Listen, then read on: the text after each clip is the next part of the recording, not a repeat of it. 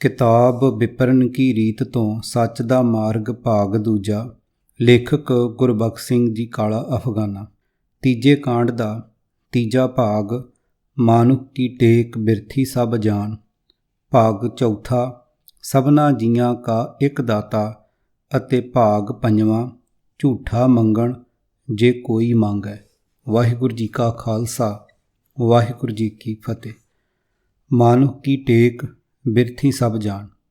ਮੰਗਣ ਗਿੱਝਾ ਹੋਇਆ ਮਨੁੱਖ ਜਦ ਗੁਰਦੇਵ ਜੀ ਕੋਲ ਸੰਸਾਰਕ ਪਦਾਰਥਾਂ ਦੀਆਂ ਮੰਗਾਂ ਲੈ ਕੇ ਆਇਆ ਤਾਂ ਫੁਰਮਾਨ ਹੋਇਆ ਕਿ ਭਾਈ ਮੰਗਤ ਮਾਨ ਨਾ ਪਾਏ।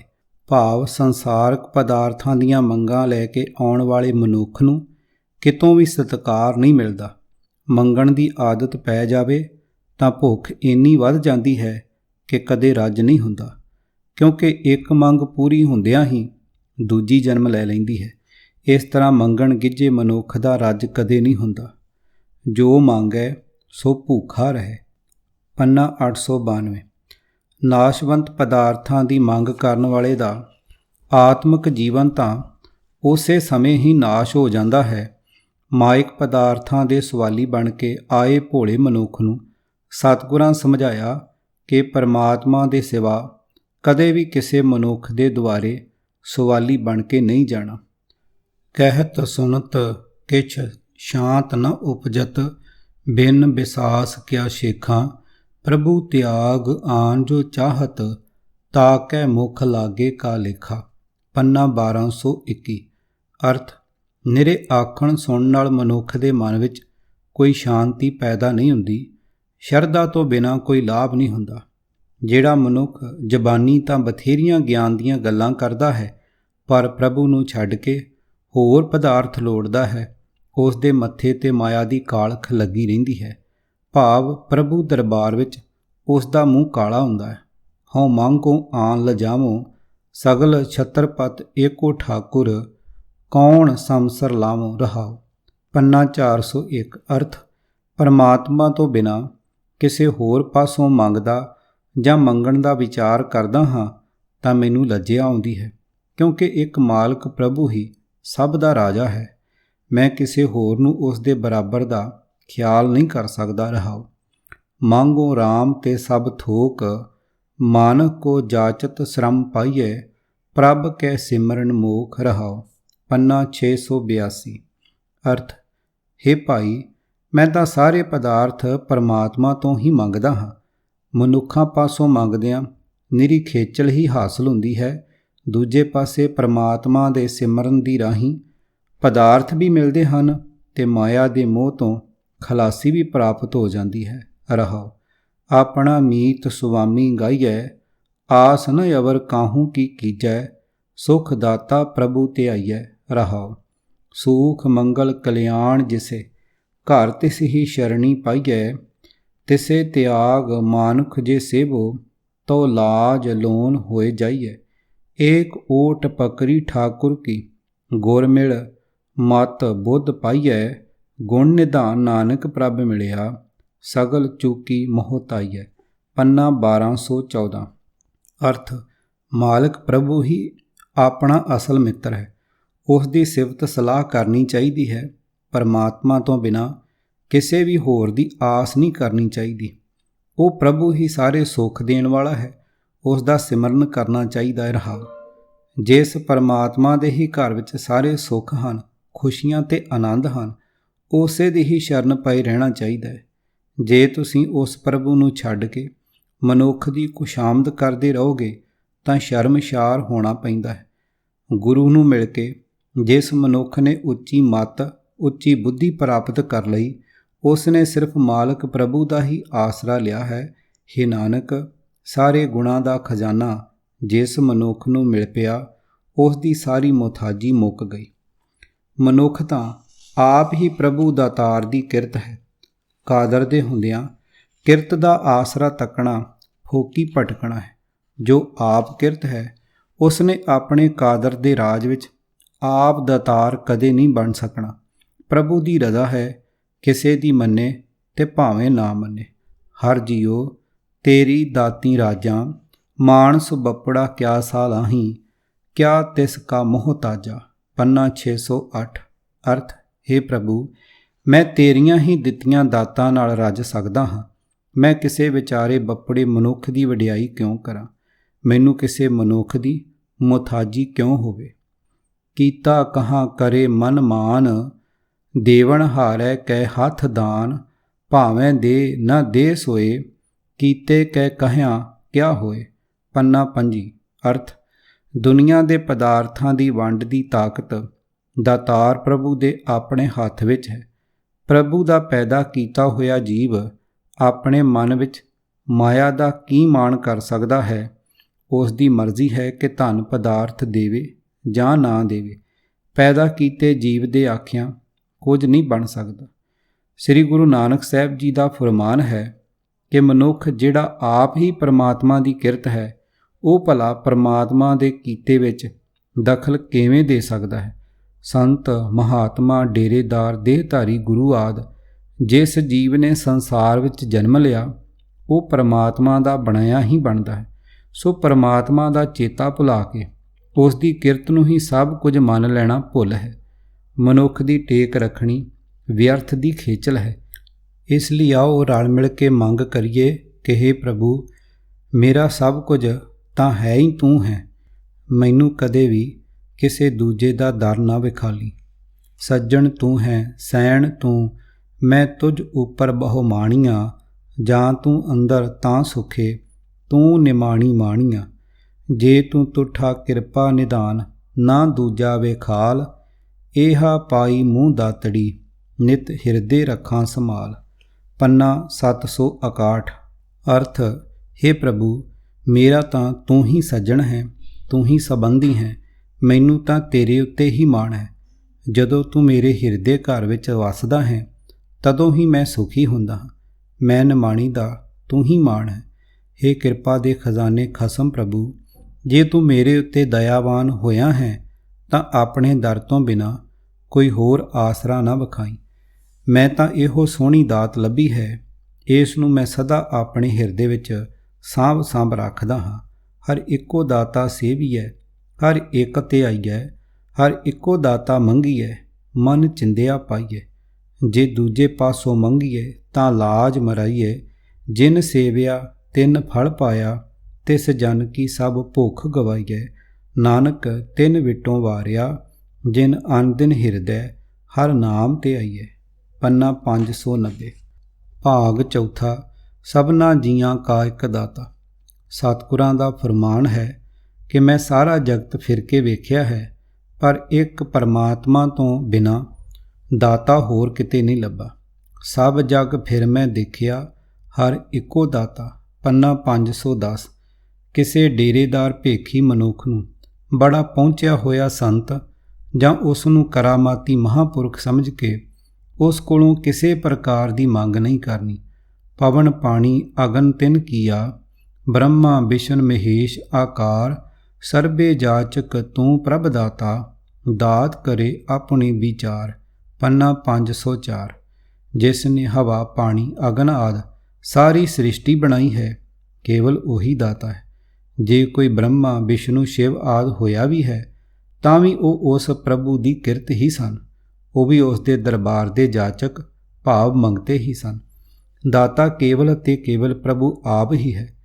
ਇਸੇ ਤਰ੍ਹਾਂ ਭਾਵੇਂ ਕੋਈ ਕਥਿਤ ਰੱਬੀ ਅਵਤਾਰ ਵੀ ਹੋਵੇ, ਰੱਬ ਦਾ ਪੈਗੰਬਰ, ਰੱਬ ਦਾ ਬੇਟਾ ਕੋਈ ਵੀ ਹੋਵੇ, ਜਿਹੜਾ ਵੀ ਮਨੁੱਖਾ ਸਰੀਰ ਵਿੱਚ ਹੈ, ਉਹ ਸੰਸਾਰ ਦੇ ਜੀਵਾਂ ਦਾ ਦਾਤਾ ਕਦੇ ਨਹੀਂ ਬਣ ਸਕਦਾ। ਇੱਕਾ ਦੁੱਕਾ ਥਾਂ ਤਾਂ ਕੋਈ ਅਣਹੋਣੀ ਘਟਨਾ ਵਾਪਰ ਸਕਦੀ ਹੈ, ਪਰ ਸਾਰੇ ਸੰਸਾਰ ਦਾ ਰਾਜ਼ਕ ਪਾਲਕ ਕੋਈ ਮਨੁੱਖ ਨਹੀਂ ਬਣ ਸਕਦਾ। ਜੀਵਾਂ ਦਾ ਸਿਰਜਣਹਾਰ ਹੀ ਉਹਨਾਂ ਦਾ ਪਾਲਣਹਾਰ ਹੈ। ਦਾਤ ਕੇਵਲ ਦਾਤੇ ਦੇ ਆਪਣੇ ਹੱਥ ਵਿੱਚ ਹੀ ਹੈ। ਦਾਤੈ ਦਾਤ ਰੱਖੀ ਹੱਥ ਆਪਣੇ, ਜਿਸ ਭਾਵੈ ਤਿਸ ਦੇਈ। ਪੰਨਾ 604। ਮਨੁੱਖ ਨੂੰ ਦਾਤਾ ਮੰਨ ਲੈਣਾ ਮਨਮਤ ਹੈ। ਬੇਅੰਤ ਮੰਗਤਿਆਂ ਦਾ ਦਾਤਾ ਕੇਵਲ ਇੱਕ ਉਹੀ ਹੈ। ਮੰਗਣ ਵਾਲੇ ਕੇਤੜੇ, ਦਾਤਾ ਇੱਕੋ ਸੋਏ। ਪੰਨਾ 18। ਸਤਿਗੁਰ ਜੀ ਦਾ ਫਰਮਾਨ ਹੈ ਕਿ ਸ੍ਰਿਸ਼ਟੀ ਵਿੱਚ ਮੰਗਤੇ ਹੀ ਵੇਖੇ ਹਨ, ਰੱਬ ਤੋਂ ਬਿਨਾਂ ਦਾਤਾ ਕੋਈ ਸੁਣਿਆ ਤੱਕ ਨਹੀਂ ਹੈ। ਜੱਜੈ ਜਾਨ ਮੰਗਤ ਜਨ ਜਾਚੈ, 1,84 ਭੀਖ ਭਵਿਆ।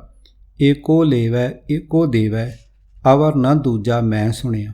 ਪੰਨਾ 433। ਅਰਥ, ਹੋਰ ਕਿਸੇ ਪ੍ਰਕਾਰ ਦਾ ਮਾਣ ਛੱਡ ਕੇ ਹੇ ਮਨ ਉਸ ਪ੍ਰਭੂ ਨਾਲ ਸਾਂਝ ਪਾ ਜਿਸ ਦਰ ਤੇ ਹਰੇਕ ਜੀਵ ਮੰਗਤਾ ਬਣ ਕੇ ਦਾਨ ਮੰਗਦਾ ਹੈ। ਉਹ ਪ੍ਰਭੂ 84 ਲੱਖ ਜੂਨਾਂ ਵਿੱਚ ਆਪ ਮੌਜੂਦ ਹੈ। ਸਾਰੇ ਜੀਵ ਉਸ ਕੋਲੋਂ ਹੀ ਭਿਖਿਆ ਮੰਗਦੇ ਹਨ।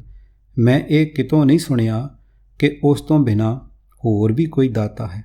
ਥਾਨ ਥਨੰਤਰ ਰਵ ਰਹਿਆ, ਪਾਰ ਬ੍ਰਹਮ ਪ੍ਰਭ ਸੋਏ। ਸਭਨਾ ਦਾਤਾ ਏਕ ਹੈ, ਦੂਜਾ ਨਾਹੀ ਕੋਇ। ਤਿਸ ਸ਼ਰਨਾਈ ਛੁਟੀਐ, ਕੀਤਾ ਲੋੜੈ ਸੋ ਹੋਏ। ਪੰਨਾ 45। ਅਰਥ, ਪਰਮਾਤਮਾ ਹਰੇਕ ਥਾਂ ਵਿਆਪਕ ਹੈ। ਉਹ ਆਪ ਹੀ ਸਭ ਜੀਵਾਂ ਨੂੰ ਦਾਤਾਂ ਦੇਣ ਵਾਲਾ ਹੈ। ਉਸ ਦੇ ਬਰਾਬਰ ਦਾ ਹੋਰ ਕੋਈ ਨਹੀਂ। ਜਗਤ ਵਿੱਚ ਉਹੀ ਕੁਝ ਹੁੰਦਾ ਹੈ ਜੋ ਉਹ ਕਰਨਾ ਚਾਹੁੰਦਾ ਹੈ। ਉਸ ਦੀ ਸ਼ਰਨ ਪਿਆਂ ਵਿਕਾਰਾਂ ਤੋਂ ਖਲਾਸੀ ਹੁੰਦੀ ਹੈ। ਏਕ ਦਾਤਾਰ ਸਗਲ ਹੈ ਜਾਚਕ, ਦੂਸਰ ਕਹਿ ਪੈ ਜਾਵਾਂ। ਪੰਨਾ 401। ਜੀਵਨ ਕਾ ਦਾਤਾ ਏਕ ਹੈ, ਬੀਆ ਨਹੀਂ ਹੋਰ। ਨਾਨਕ ਕੀ ਬੇਨੰਤੀਆ, ਮੈਂ ਤੇਰਾ ਜ਼ੋਰ। ਪੰਨਾ 818। ਅਰਥ, ਸਾਰੇ ਜੀਵਾਂ ਦਾ ਦਾਤਾ ਤੇਰੇ ਬਿਨਾਂ ਦੂਜਾ ਹੋਰ ਕੋਈ ਨਹੀਂ। ਨਾਨਕ ਦੀ ਵੀ ਤੇਰੇ ਅੱਗੇ ਇਹੀ ਅਰਦਾਸ ਹੈ ਕਿ ਮੈਨੂੰ ਤੇਰਾ ਹੀ ਆਸਰਾ ਹੈ। ਜਾਚਕ ਸਿੱਧ ਸਾਧਕ ਬਨਵਾਸੀ, ਜਾਚੈ ਜਤੀ ਸਤੀ ਸੁਖ ਵਾਸੀ। ਇੱਕ ਦਾਤਾਰ ਸਗਲ ਹੈ ਜਾਚਕ, ਦੇਹ ਦਾਨ ਸ੍ਰਿਸ਼ਟੀਜਾ ਹੈ। ਪੰਨਾ 1074। ਅਰਥ, ਹੇ ਪ੍ਰਭੂ, ਜੰਗਲਾਂ ਦੇ ਵਾਸੀ ਸਿੱਧ ਤੇ ਸਾਧਕ ਤੇਰੇ ਦਰ ਤੋਂ ਹੀ ਮੰਗਦੇ ਹਨ। ਸੁੱਖ ਰਹਿਣੇ ਜਤੀ ਸਤੀ ਵੀ ਤੇਰੇ ਤੋਂ ਮੰਗਦੇ ਹਨ। ਤੂੰ ਹੀ ਇੱਕ ਦਾਤਾ ਹੈ। ਹੋਰ ਸਾਰੀ ਲੁਕਾਈ ਤੇਰੇ ਦਰ ਤੋਂ ਮੰਗਣ ਵਾਲੀ ਹੈ। ਤੂੰ ਸਾਰੀ ਸ੍ਰਿਸ਼ਟੀ ਨੂੰ ਦਾਨ ਦਿੰਦਾ ਹੈ। ਨਾਨਕ ਦਾਤਾ ਏਕ ਹੈ, ਦੂਜਾ ਔਰ ਨ ਕੋਏ। ਗੁਰ ਪ੍ਰਸਾਦੀ ਪਾਈਐ, ਕਰਮ ਪ੍ਰਾਪਤੀ ਹੋਏ। ਪੰਨਾ 65। ਬੈਸ ਸੁਥਾਨ ਕਹਾਂ ਗੁਣ ਤੇਰੇ, ਕਿਆ ਕਿਆ ਕਥੋਂ ਅਪਾਰਾ। ਅਲਖ ਨ ਲਖੀਏ ਅਗਮ ਅਜੋਨੀ, ਤੂੰ ਨਾਥਾਂ ਨਾਥਣ ਹਾਰਾ। ਕਿਸ ਪੈ ਦੇਖ ਕਹੂੰ ਤੂੰ ਕੈਸਾ, ਸਭ ਜਾਚਕ ਤੂੰ ਦਾਤਾਰਾ। ਭਗਤਹੀਣ ਨਾਨਕ ਦਰ ਦੇਖੋ, ਇੱਕ ਨਾਮ ਮਿਲੇ ਉਰ ਤਾਰਾ। ਪੰਨਾ 1255। ਅਰਥ, ਹੇ ਪ੍ਰਭੂ, ਤੇਰੀ ਰਚਨਾ ਨੂੰ ਵੇਖ ਕੇ ਮੈਂ ਕਿਸੇ ਅੱਗੇ ਇਹ ਆਖਣ ਜੋਗਾ ਨਹੀਂ ਹਾਂ ਕਿ ਤੂੰ ਕਿਹੋ ਜਿਹਾ ਹੈ। ਭਾਵ ਸਾਰੇ ਸੰਸਾਰ ਵਿੱਚ ਤੇਰੇ ਵਰਗਾ ਕੋਈ ਨਹੀਂ ਹੈ। ਤੂੰ ਉਪਮਾ ਰਹਿਤ ਹੈ। ਸਾਰੇ ਜੀਵ ਤੇਰੇ ਦਰ ਤੇ ਮੰਗਤੇ ਹਨ। ਤੂੰ ਸਭ ਨੂੰ ਦਾਤਾਂ ਦੇਣ ਵਾਲਾ ਹੈ। ਹੇ ਪ੍ਰਭੂ, ਤੇਰੀ ਭਗਤੀ ਤੋਂ ਖੁੰਝਿਆ ਹੋਇਆ ਤੇਰਾ ਦਾਸ ਨਾਨਕ ਤੇਰੇ ਦਰ ਤੇ ਆ ਡਿੱਗਾ ਹੈ। ਇਸ ਉੱਤੇ ਮਿਹਰ ਕਰ ਹੇ ਪ੍ਰਭੂ, ਮੈਨੂੰ ਤੇਰਾ ਨਾਮ ਮਿਲ ਜਾਏ। ਮੈਂ ਇਸ ਨਾਮ ਨੂੰ ਆਪਣੇ ਸੀਨੇ ਵਿੱਚ ਪਰੋ ਰੱਖਾਂ। ਅਲਖ ਨਰੰਜਨ ਏਕੋ ਵਰਤੈ, ਏਕਾ ਜੋਤ ਮੁਰਾਰੀ। ਸਭ ਜਾਚਕ ਤੂੰ ਏਕੋ ਦਾਤਾ, ਮੰਗੈ ਹਾਥ ਪਸਾਰੀ। ਪੰਨਾ 507। ਕੋਟ 33 ਜਾਚੈ ਪ੍ਰਭ ਨਾਇਕ, ਦੇਂਦੇ ਤੋਟ ਨਾਹੀ ਭੰਡਾਰ। ਉਂਦੇ ਭਾਂਡੇ ਕੱਛ ਨਾ ਸਮਾਵੈ, ਸੀਧੇ ਅੰਮ੍ਰਿਤ ਪਰੇ ਨਿਹਾਰ। ਸਿੱਧ ਸਮਾਧੀ ਅੰਤਰ ਜਾਚੈ, ਰਿੱਧ ਸਿੱਧ ਜਾਚੈ ਕਰੈ ਜੈਕਾਰ। ਜੈਸੀ ਪਿਆਸ ਹੋਏ ਮਨ ਅੰਤਰ, ਤੈਸੋ ਜਲ ਦੇਵੋ ਪ੍ਰਕਾਰ। ਬੜੇ ਭਾਗ ਗੁਰ ਸੇਵੈ ਆਪਣਾ, ਭੇਦ ਨਾਹੀ ਗੁਰਦੇਵ ਮੁਰਾਰ। ਤਾਕੋ ਕਾਲ ਨਾਹੀ ਜਮ ਜੋ ਹੈ, ਬੂਝੈ ਅੰਤਰ ਸ਼ਬਦ ਵਿਚਾਰ। ਪੰਨਾ 504। ਅਰਥ, ਹੇ ਸਭ ਦੇ ਨਾਇਕ ਮਾਲਕ ਆਗੂ ਪ੍ਰਭੂ, 33 ਕਰੋੜ ਦੇਵਤੇ ਵੀ ਤੇਰੇ ਦਰ ਤੋਂ ਮੰਗਦੇ ਹਨ। ਉਹਨਾਂ ਨੂੰ ਦਾਤਾਂ ਦੇ ਕੇ ਤੇ ਤੇਰੇ ਖਜ਼ਾਨਿਆਂ ਵਿੱਚ ਘਾਟਾ ਨਹੀਂ ਪੈਂਦਾ। ਮਾਇਕ ਪਦਾਰਥ ਤਾਂ ਸਭ ਨੂੰ ਮਿਲਦੇ ਹਨ, ਪਰ ਸ਼ਰਧਾਹੀਣ ਹਿਰਦੇ ਉਂਦੇ ਭਾਂਡੇ ਵਿੱਚ ਤੇਰੇ ਨਾਮ ਅੰਮ੍ਰਿਤ ਦੀ ਦਾਤ ਵਿੱਚੋਂ ਕੁਝ ਵੀ ਨਹੀਂ ਟਿਕਦਾ। ਤੇ ਸ਼ਰਧਾ ਭਰਪੂਰ ਹਿਰਦੇ ਸੀਂਦੇ ਭਾਂਡੇ ਵਿੱਚ ਤੇਰੀ ਮਿਹਰ ਦੀ ਨਿਗਾਹ ਨਾਲ ਆਤਮਿਕ ਜੀਵਨ ਦੇਣ ਵਾਲਾ ਤੇਰਾ ਨਾਮ ਟਿਕਦਾ ਹੈ। ਯੋਗ ਸਾਧਨਾ ਵਿੱਚ ਪੁੱਗੇ ਹੋਏ ਜੋਗੀ ਵੀ ਸਮਾਧੀ ਵਿੱਚ ਟਿਕ ਕੇ ਤੈਥੋਂ ਹੀ ਮੰਗਦੇ ਹਨ। ਕਰਾਮਾਤੀ ਕਰਾਮਾਤਾਂ ਮੰਗ ਮੰਗ ਕੇ ਤੇਰੀ ਜੈ ਜੈਕਾਰ ਕਰਦੇ ਹਨ। ਜਿਹੋ ਜੀ ਕਿਸੇ ਦੇ ਮਨ ਵਿੱਚ ਮੰਗਣ ਦੀ ਪਿਆਸ ਹੁੰਦੀ ਹੈ, ਤੂੰ ਹੇ ਪ੍ਰਭੂ ਉਸੇ ਕਿਸਮ ਦਾ ਜਲ ਦੇ ਦਿੰਦਾ ਹੈ। ਭਾਵ ਦੇਵਤੇ, ਸਿੱਧ ਜੋਗੀ ਆਦਿ ਜਿਹੜੇ ਰਿੱਧੀਆਂ ਸਿੱਧੀਆਂ ਆਦਿ ਦਾ ਪਖੰਡ ਰਚਾ ਕੇ ਲੋਕਾਂ ਨੂੰ ਠੱਗ ਰਹੇ ਹਨ ਅਸਲ ਵਿੱਚ ਇਹ ਵੀ ਸਾਰੇ ਪ੍ਰਭੂ ਦਰ ਦੇ ਮੰਗਤੇ ਹਨ। ਸੋ ਮੰਗਤਿਆਂ ਕੋਲੋਂ ਮੰਗਣ ਦੀ ਥਾਂ ਸਿੱਧਾ ਮਾਲਕ ਕੋਲੋਂ ਹੀ ਮੰਗ ਲੈਣਾ ਚਾਹੀਦਾ ਹੈ। ਪਰ ਅਸਲੀ ਵੱਡੇ ਭਾਗ ਉਹਨਾਂ ਬੰਦਿਆਂ ਦੇ ਹਨ ਜੋ ਆਪਣੇ ਗੁਰੂ ਦੀ ਦੱਸੀ ਸੇਵਾ ਕਰਦੇ ਹਨ। ਗੁਰੂ ਤੇ ਪਰਮਾਤਮਾ ਵਿੱਚ ਕੋਈ ਫਰਕ ਨਹੀਂ ਹੁੰਦਾ। ਜਿਹੜੇ ਬੰਦੇ ਆਪਣੇ ਸੋਚ ਮੰਡਲ ਵਿੱਚ ਮਾਇਕ ਪਦਾਰਥਾਂ ਦੀ ਮੰਗ ਦੇ ਥਾਂ ਗੁਰੂ ਦੇ ਸ਼ਬਦ ਗਿਆਨ ਨੂੰ ਸਮਝਦੇ ਹਨ, ਆਤਮਿਕ ਮੌਤ ਉਹਨਾਂ ਦੇ ਨੇੜੇ ਨਹੀਂ ਟੁੱਕਦੀ। ਜਗਤ ਭਿਖਾਰੀ ਫਿਰਤ ਹੈ, ਸਭ ਕੋ ਦਾਤਾ ਰਾਮ, ਕਹੋ ਨਾਨਕ ਮਨ ਸਿਮਰਤੈ, ਪੂਰਨ ਹੋਵੈ ਕਾਮ। ਪੰਨਾ 1428। ਭਾਗ ਚੌਥਾ। ਝੂਠਾ ਮੰਗਣ ਜੇ ਕੋਈ ਮੰਗੈ। ਸਤਿਗੁਰਾਂ ਦੀ ਪਹਿਲੀ ਸਿੱਖਿਆ ਅਸਾਂ ਇਹ ਪੜ੍ਹੀ ਹੈ ਕਿ ਮਨੁੱਖ ਦਾ ਆਸਰਾ ਕਦੇ ਨਹੀਂ ਤੱਕਣਾ। ਦੂਜੀ ਸਿੱਖਿਆ ਹੈ ਕਿ ਪ੍ਰਭੂ ਤੋਂ ਬਿਨਾਂ ਹੋਰ ਦਾਤਾ ਕੋਈ ਨਹੀਂ ਹੈ। ਹੁਣ ਅਸਾਂ ਸਤਿਗੁਰਾਂ ਦੇ ਇਸ ਉਪਦੇਸ਼ ਨੂੰ ਦ੍ਰਿੜ ਕਰਨਾ ਹੈ। ਕਿਆ ਮੰਗੋ ਕਿਛ ਥਿਰ ਨਾ ਰਹਾਈ। ਪੰਨਾ 692।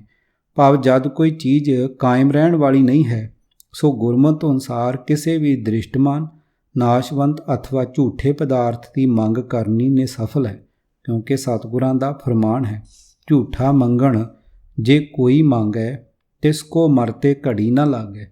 ਪਾਹਰ ਬ੍ਰਹਮ ਜੋ ਸਦ ਹੀ ਸੇਵੈ, ਸੋ ਗੁਰ ਮਿਲ ਨਿਹਚਲ ਕਹਿਣਾ। ਪੰਨਾ 109। ਅਰਥ, ਜੇ ਕੋਈ ਮਨੁੱਖ ਨਾਸ਼ਵੰਤ ਪਦਾਰਥਾਂ ਦੀ ਮੰਗ ਕਰਦਾ ਰਹੇ, ਉਸ ਦੀ ਆਤਮਿਕ ਮੌਤ ਹੁੰਦਿਆਂ ਚਿਰ ਨਹੀਂ ਲੱਗਦਾ। ਜਿਹੜਾ ਮਨੁੱਖ ਸਦਾ ਪਰਮਾਤਮਾ ਦੀ ਸੇਵਾ ਭਗਤੀ ਕਰਦਾ ਹੈ, ਉਹ ਗੁਰੂ ਨੂੰ ਮਿਲ ਕੇ ਮਾਇਆ ਦੀ ਤ੍ਰਿਸ਼ਨਾ ਵੱਲੋਂ ਅਡੋਲ ਹੋ ਗਿਆ ਕਿਹਾ ਜਾਂਦਾ ਹੈ, ਕਿਉਂਕਿ ਸਾਰੇ ਦ੍ਰਿਸ਼ਟਮਾਨ ਪਦਾਰਥ ਨਾਸ਼ਵੰਤ ਹਨ ਅਤੇ ਪ੍ਰਭੂ ਅਬਨਾਸ਼ੀ ਹੈ। ਇਸ ਲਈ ਦਿਸਦੇ ਪਦਾਰਥਾਂ ਦਾ ਮੋਹ ਅਬਨਾਸ਼ੀ ਪਰਮਾਤਮਾ ਨਾਲੋਂ ਦੂਰੀ ਬਣਾਉਂਦਾ ਹੈ। ਗੁਰਬਾਣੀ ਦਾ ਫਰਮਾਨ ਹੈ, ਨਦਰੀ ਆਵੇ ਤਿਸ ਸਿਉ ਮੋਹ, ਕਿਉਂ ਮਿਲੀਏ ਪ੍ਰਭ ਅਬਨਾਸ਼ੀ ਤੋਹਿ। ਕਰ ਕਿਰਪਾ ਮੋਹਿ ਮਾਰਗ ਪਾਵੋ, ਸਾਧ ਸੰਗਤ ਕੈ ਅੰਚਲ ਲਾਵੋ। ਪੰਨਾ 801। ਅਰਥ, ਇਹ ਸਦਾ ਸਥਿਰ ਰਹਿਣ ਵਾਲੇ ਪ੍ਰਭੂ, ਜੋ ਕੁਝ ਅੱਖਾਂ ਨਾਲ ਦਿਸ ਰਿਹਾ ਹੈ, ਮੇਰਾ ਮੋਹ ਸਦਾ ਉਹਨਾਂ ਨਾਲ ਹੀ ਬਣਿਆ ਰਹਿੰਦਾ ਹੈ, ਪਰ ਤੂੰ ਇਹਨਾਂ ਅੱਖਾਂ ਨਾਲ ਤਾਂ ਕਿਤੇ ਦਿਸਦਾ ਨਹੀਂ, ਫਿਰ ਤੈਨੂੰ ਮੈਂ ਕਿਸ ਤਰ੍ਹਾਂ ਮਿਲਾਂ। ਹੇ ਪ੍ਰਭੂ, ਕਿਰਪਾ ਕਰਕੇ ਮੈਨੂੰ ਜੀਵਨ ਦੇ ਸਹੀ ਰਸਤੇ ਉੱਤੇ ਤੋਰ, ਮੈਨੂੰ ਸਾਧ ਗੁਰੂ ਗ੍ਰੰਥ ਸਾਹਿਬ ਦੀ ਸੰਗਤ ਦੇ ਲੜ ਲਾ ਦੇ। ਕੱਪੜ ਭੋਗ ਵਿਕਾਰ ਇਹ ਹੱਬੇ ਹੀ ਸ਼ਾਰ, ਖਾ ਕੋ ਲੜੇਂਦਾ ਤਨ ਖੇ, ਜੋ ਰਤੇ ਦੀਦਾਰ। ਪੰਨਾ 1098। ਅਰਥ, ਪ੍ਰਭੂ ਦੀ ਜਾਤ ਤੋਂ ਵਿਰਵੇ ਰਹਿ ਕੇ ਨਿਰੇ ਖਾਣ ਹੰਢਾਣ ਦੇ ਪਦਾਰਥ ਵਿਕਾਰ ਪੈਦਾ ਕਰਦੇ ਹਨ। ਇਸ ਵਾਸਤੇ ਅਸਲ ਵਿੱਚ ਇਹ ਸਾਰੇ ਸੁਆਹ ਸਮਾਨ ਹਨ, ਉੱਕੇ ਹੀ ਨਿਕੰਮੇ ਹਨ। ਤਾਈਓ ਮੈਂ ਉਹਨਾਂ ਬੰਦਿਆਂ ਦੇ ਚਰਨਾਂ ਦੀ ਧੂੜ ਭਾਲਦਾ ਹਾਂ ਜੋ ਪ੍ਰਭੂ ਦੇ ਦੀਦਾਰ ਵਿੱਚ ਰੰਗੇ ਰਹਿੰਦੇ ਹਨ। ਖਾਤ ਪੀਤ ਅਨੇਕ ਬਿੰਜਨ, ਜੈਸੇ ਭਾਰ ਬਾਹਕ ਖੋਤ, ਆਠ ਪਹਿਰ ਮਹਾ ਸ਼ਰਮ ਪਾਇਆ, ਜੈਸੇ ਬਿਰਖ ਜੰਤੀ ਜੋਤ, ਤਜ ਗੋਪਾਲ ਜੇ ਆਨ ਲਾਗੇ, ਸੇ ਬਹੁ ਪ੍ਰਕਾਰੀ ਰੋਤ, ਕਰ ਜੋਰ ਨਾਨਕ ਦਾਨ ਮੰਗੇ, ਹਰ ਰੱਖੋ ਕੰਠ ਪਰੋਤ। ਪੰਨਾ 1121। ਅਰਥ, ਹਰ ਨਾਮ ਨੂੰ ਵਿਸਾਰ ਕੇ ਜਿਹੜੇ ਮਨੁੱਖ ਅਨੇਕਾਂ ਚੰਗੇ ਚੰਗੇ ਖਾਣੇ ਖਾਂਦੇ ਪੀਂਦੇ ਹਨ, ਉਹ ਇਉਂ ਹੀ ਹਨ ਜਿਵੇਂ ਭਾਰ ਢੋਣ ਵਾਲੇ ਖੋਤੇ, ਹਰ ਨਾਮ ਤੋਂ ਟੁੱਟੇ ਹੋਏ, ਅੱਠੇ ਪੈਰ ਮਾਇਆ ਦੀ ਖਾਤਰ ਦੌੜ ਭੱਜ ਕਰਦੇ ਹੋਏ ਬੜਾ ਥਕੇਵਾਂ ਸਹਾਰਦੇ ਹਨ, ਜਿਵੇਂ ਕੋਈ ਬਲਦ ਕੋਹਲੂ ਅੱਗੇ ਜੋਇਆ ਹੁੰਦਾ ਹੈ। ਸ੍ਰਿਸ਼ਟੀ ਦੇ ਪਾਲਣਹਾਰ ਦਾ ਨਾਮ ਤਿਆਗ ਕੇ ਜਿਹੜੇ ਮਨੁੱਖ ਹੋਰ ਆਰਾਂ ਵਿੱਚ ਲੱਗੇ ਰਹਿੰਦੇ ਹਨ, ਉਹ ਕਈ ਤਰੀਕਿਆਂ ਨਾਲ ਦੁਖੀ ਹੁੰਦੇ ਰਹਿੰਦੇ ਹਨ। ਤੇਰਾ ਦਾਸ ਦੋਵੇਂ ਹੱਥ ਜੋੜ ਕੇ ਤੇਰੇ ਨਾਮ ਦਾ ਦਾਨ ਮੰਗਦਾ ਹੈ, ਆਪਣਾ ਨਾਮ ਦੇ, ਮੈਂ ਇਸ ਨੂੰ ਆਪਣੇ ਗਲੇ ਵਿੱਚ ਪਰੋ ਕੇ ਰੱਖਾਂ। ਧਨ ਧਨ ਕਹਾਂ ਪੁਕਾਰਤੇ, ਮਾਇਆ ਮੋਹ ਸਭ ਕੂਰ, ਨਾਮ ਬਿਹੂਨੇ ਨਾਨਕਾ, ਹੋਤ ਜਾਤ ਸਭ ਧੂਰ। ਪੰਨਾ 251। ਅਰਥ, ਕਿਉਂ ਹਰ ਵੇਲੇ ਧਨ ਇਕੱਠਾ ਕਰਨ ਲਈ ਹੀ ਕੂਕਦੇ ਰਹਿੰਦੇ ਹੋ? ਮਾਇਆ ਦਾ ਮੋਹ ਤਾਂ ਝੂਠਾ ਹੈ, ਇਸ ਧਨ ਨੇ ਸਦਾ ਨਾਲ ਨਹੀਂ ਨਿਭਣਾ। ਇਹ ਨਾਨਕ, ਨਾਮ ਤੋਂ ਸਖਣਾ ਰਹਿ ਕੇ ਸਾਰਾ ਜਗਤ ਹੀ ਵਿਅਰਥ ਜੀਵਨ ਗੁਜ਼ਾਰ ਰਿਹਾ ਹੈ। ਕਿਆ ਮੰਗੋ ਕਿਛ ਥਿਰ ਨਾ ਰਹਾਈ, ਦੇਖਤ ਨੈਣ ਚਲਿਓ ਜਗ ਜਾਈ। ਰਹਾਉ। ਪੰਨਾ 481। ਅਰਥ, ਜਿਹੜੀ ਚੀਜ਼ ਮੰਗਾਂ, ਕੋਈ ਚੀਜ਼ ਵੀ ਸਦਾ ਰਹਿਣ ਵਾਲੀ ਨਹੀਂ ਹੈ। ਮੇਰੇ ਅੱਖੀਂ ਵੇਖਦਿਆਂ ਸਾਰਾ ਜਗ ਤੁਰਿਆ ਜਾ ਰਿਹਾ ਹੈ। ਸ਼ਲੋਕ ਮਾਇਆ ਡੋਲੇ ਬਹੁ ਵਿਧੀ, ਮਨ ਲਪਟਿਓ ਤਿਹ ਸੰਗ, ਮੰਗਣ ਤੇ ਜਿਹ ਤੁਮ ਰੱਖੋ, ਸੋ ਨਾਨਕ ਨਾਮੇ ਰੰਗ। ਪੌੜੀ ਮੰਮਾ ਮੰਗਣ ਹਾਰ ਏ ਆਨਾ, ਦੇਣ ਹਾਰ ਦੇ ਰਹਿਓ ਸੋ ਜਾਨਾ, ਜੋ ਦੀਨੋ ਸੋ ਏਕੈ ਬਾਰ, ਮਨ ਮੂਰਖ ਕਹਿ ਕਰੇ ਪੁਕਾਰ, ਜੋ ਮੰਗੇ ਤੋ ਮੰਗੇ ਬੀਆ, ਜਾਂ ਤੇ ਕੁਸ਼ਲ ਨ ਕਾਹੂ ਥੀਆ, ਮੰਗਨ ਮੰਗ ਤਾਂ ਏਕੈ ਮੰਗ, ਨਾਨਕ ਜਾਂ ਤੇ ਪਰੈ ਪਰਾਗ। ਪੰਨਾ 258। ਅਰਥ ਮਨੁੱਖ ਦਾ ਮਨ ਕਈ ਤਰੀਕਿਆਂ ਨਾਲ ਮਾਇਆ ਦੀ ਖਾਤਰ ਡੋਲਦਾ ਰਹਿੰਦਾ ਹੈ। ਪ੍ਰਭੂ ਅੱਗੇ ਅਰਦਾਸ ਕਰਕੇ ਆਖ, ਹੇ ਪ੍ਰਭੂ, ਜਿਸ ਮਨੁੱਖ ਨੂੰ ਤੂੰ ਮਾਇਆ ਮੰਗਣ ਤੋਂ ਵਰਜ ਲੈਂਦਾ ਹੈ, ਸਬਰ ਸੰਤੋਖ ਬਖਸ਼ਦਾ ਹੈ, ਉਹ ਤੇਰੇ ਨਾਮ ਵਿੱਚ ਪਿਆਰ ਪਾ ਲੈਂਦਾ ਹੈ। ਬੇਸਮਝ ਜੀਵ ਹਰ ਵੇਲੇ ਮਾਇਆ ਹੀ ਮਾਇਆ ਮੰਗਦਾ ਰਹਿੰਦਾ ਹੈ। ਇਹ ਨਹੀਂ ਸਮਝਦਾ ਸਭ ਦੇ ਦਿਲਾਂ ਦੇ ਜਾਣਨ ਵਾਲਾ ਦਾਤਾਰ ਸਭ ਪਦਾਰਥ ਦੇਈ ਜਾ ਰਿਹਾ ਹੈ। ਹੇ ਮੂਰਖ ਮਨ, ਤੂੰ ਕਿਉਂ ਸਦਾ ਮਾਇਆ ਵਾਸਤੇ ਹੀ ਤਰਲੇ ਲੈ ਰਿਹਾ ਹੈ? ਉਸ ਦੀਆਂ ਦਿੱਤੀਆਂ ਦਾਤਾਂ ਤਾਂ ਕਦੇ ਮੁੱਕਣ ਵਾਲੀਆਂ ਹੀ ਨਹੀਂ ਹਨ। ਹੇ ਮੂਰਖ, ਤੂੰ ਜਦੋਂ ਵੀ ਮੰਗਦਾ ਹੈ, ਨਾਮ ਤੋਂ ਬਿਨਾਂ ਹੋਰ ਹੀ ਚੀਜ਼ਾਂ ਮੰਗਦਾ ਹੈ, ਜਿਨ੍ਹਾਂ ਤੋਂ ਕਦੇ ਕਿਸੇ ਨੂੰ ਆਤਮਿਕ ਸੁੱਖ ਨਹੀਂ ਮਿਲਿਆ। ਹੇ ਮੂਰਖ ਮਨ, ਜੇ ਤੂੰ ਮੰਗ ਮੰਗਣੀ ਹੀ ਹੈ ਤਾਂ ਪ੍ਰਭੂ ਦਾ ਨਾਮ ਹੀ ਮੰਗ, ਜਿਸ ਦੀ ਬਰਕਤ ਨਾਲ ਤੂੰ ਮਾਇਕ ਪਦਾਰਥਾਂ ਦੀ ਮੰਗ ਤੋਂ ਪਰਲੇ ਪਾਰ ਲੰਘ ਜਾਏ, ਤੇਰੀਆਂ ਸਾਰੀਆਂ ਹੀ ਭੁੱਖਾਂ ਮਿਟ ਜਾਣ। ਪਰਮਾਤਮਾ ਦੇ ਨਾਮ ਤੋਂ ਬਿਨਾਂ, ਸੰਤ ਜਨਾਂ ਦੀ ਚਰਨ ਧੂੜ ਤੋਂ ਬਿਨਾਂ ਹੋਰ ਮੰਗ ਸਭ ਵਿਅਰਥ ਹੈ। ਮੰਗੋ ਦਾਨ ਠਾਕੁਰ ਨਾਮ, ਅਵਰ ਕਛੂ ਮੇਰੇ ਸੰਗ ਨਾ ਚਾਲੈ, ਮਿਲੇ ਕਿਰਪਾ ਗੁਣ ਗਾਮ ਰਹਾ। ਰਾਜ ਮਾਲ ਅਨੇਕ ਭੋਜਨ ਰਸ, ਸਗਲ ਤਰਵਰ ਕੀ ਸ਼ਾਮ, ਧਾਏ ਤਾਹੇ ਬਹੁ ਬਿਦ ਕੋ ਧਾਵੈ, ਸਗਲ ਨਿਰਾਰਥ ਕਾਮ। ਬਿਨ ਗੋਬਿੰਦ ਅਵਰ ਜੇ ਚਾਹੋ, ਦੀਸੇ ਸਗਲ ਬਾਤ ਹੈ ਖਾਮ, ਕਹੋ ਨਾਨਕ ਸੰਤ ਰੇਨ ਮੰਗੋ, ਮੇਰੋ ਮਨ ਪਾਵੇ ਬਿਸਰਾਮ। ਪੰਨਾ 713। ਅਰਥ हे ਮਾਲਕ ਪ੍ਰਭੂ, ਮੈਂ ਤੈਥੋਂ ਤੇਰੇ ਨਾਮ ਦਾ ਦਾਨ ਮੰਗਦਾ ਹਾਂ। ਕੋਈ ਵੀ ਹੋਰ ਚੀਜ਼ ਮੇਰੇ ਨਾਲ ਨਹੀਂ ਜਾ ਸਕਦੀ। ਜੇ ਤੇਰੀ ਕਿਰਪਾ ਹੋਵੇ ਤਾਂ ਮੈਨੂੰ ਤੇਰੀ ਸਿਫਤ ਸਲਾਹ ਮਿਲ ਜਾਏ। ਰਹਾਓ। ਹਕੂਮਤ, ਧਨ ਤੇ ਅਨੇਕਾਂ ਪਦਾਰਥਾਂ ਦੇ ਸਵਾਦ, ਇਹ ਸਾਰੇ ਰੁੱਖ ਦੀ ਛਾਂ ਵਰਗੇ ਹਨ, ਸਦਾ ਇੱਕ ਥਾਂ ਟਿਕੇ ਨਹੀਂ ਰਹਿ ਸਕਦੇ। ਮਨੁੱਖ ਇਹਨਾਂ ਦੀ ਖਾਤਰ ਸਦਾ ਹੀ ਕਈ ਤਰੀਕਿਆਂ ਨਾਲ ਦੌੜ ਭੱਜ ਕਰਦਾ ਰਹਿੰਦਾ ਹੈ, ਪਰ ਉਸਦੇ ਸਾਰੇ ਕੰਮ ਵਿਅਰਥ ਚਲੇ ਜਾਂਦੇ ਹਨ। ਸਤਿਗੁਰਾਂ ਦਾ ਫਰਮਾਨ, ਜੇ ਮੈਂ ਪਰਮਾਤਮਾ ਦੇ ਨਾਮ ਤੋਂ ਬਿਨਾਂ ਕੁਝ ਹੋਰ ਹੀ ਮੰਗਦਾ ਰਹਾਂ ਤਾਂ ਇਹ ਸਾਰੀ ਗੱਲ ਕੱਚੀ ਹੈ। ਮੈਂ ਤਾਂ ਸੰਤ ਜਨਾਂ ਦੇ ਚਰਨਾਂ ਦੀ ਧੂੜ ਮੰਗਦਾ ਹਾਂ, ਤਾਂ ਜੋ ਮੇਰਾ ਮਨ ਦੁਨੀਆ ਵਾਲੀ ਦੌੜ ਭੱਜ ਤੋਂ ਟਿਕਾਣਾ ਪ੍ਰਾਪਤ ਕਰ ਸਕੇ।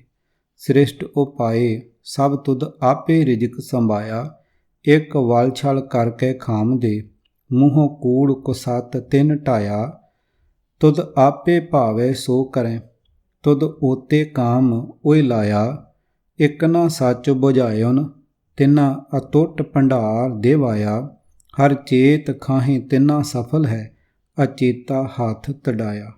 ਪੰਨਾ 85।